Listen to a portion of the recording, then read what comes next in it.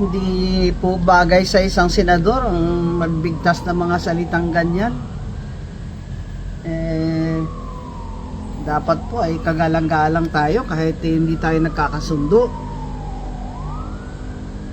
Sa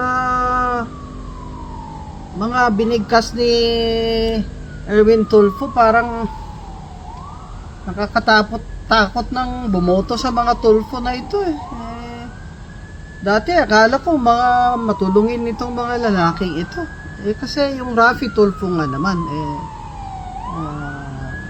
yung unang nakilala natin. Itong Erwin nakilala ito sa, di ba, yung nagbigay, yan ba yun? Yung sabi namin ni Ramon Tulfo sa show niya, yung nagtip ng 250,000 sa isang babae.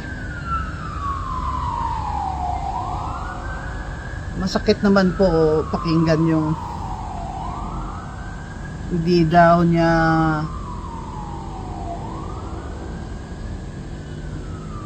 sasantuhin kung si Senator Marcoleta ay matanda.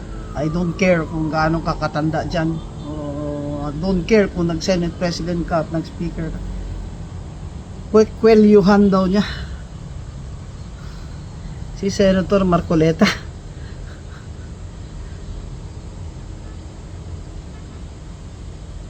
Bakit ba kayo nagsenador kung ganyan ang ano niyo?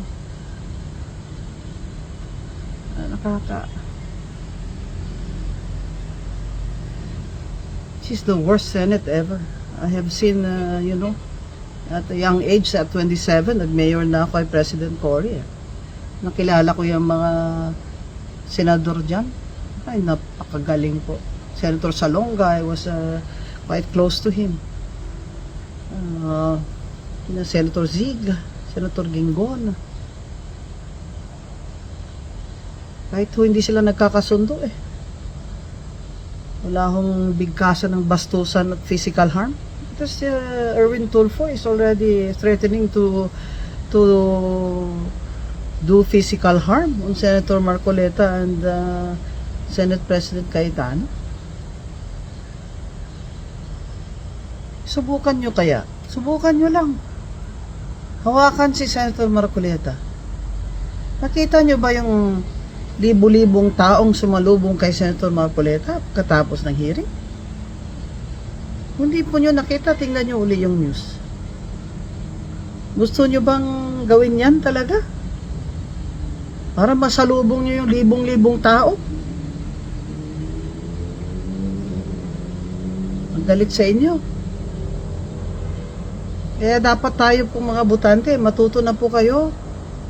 Hindi ho dahil matulungin sila sa radyo o sa TV, yan po ang tunay nilang pagkatao.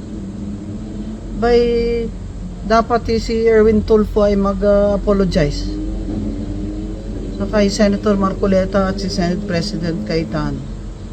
Kung hindi po niya alam na mali yung ginagawa niya, his older brother, Senator Raffy Tulfo, should educate him.